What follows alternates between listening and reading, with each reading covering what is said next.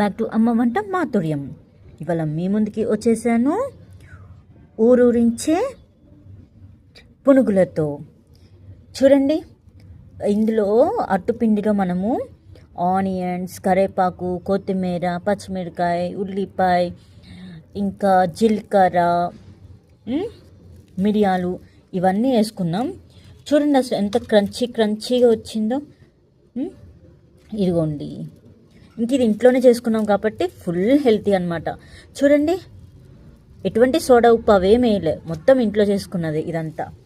So ఇది మీకోసం అనమాట. ఇదిగోండి, ఇది ఇన్స్టెంట్గా చేసుకున్న టమాటా పచ్చడి, అదేమో మాడుపు కారం. ఇదిగోండి,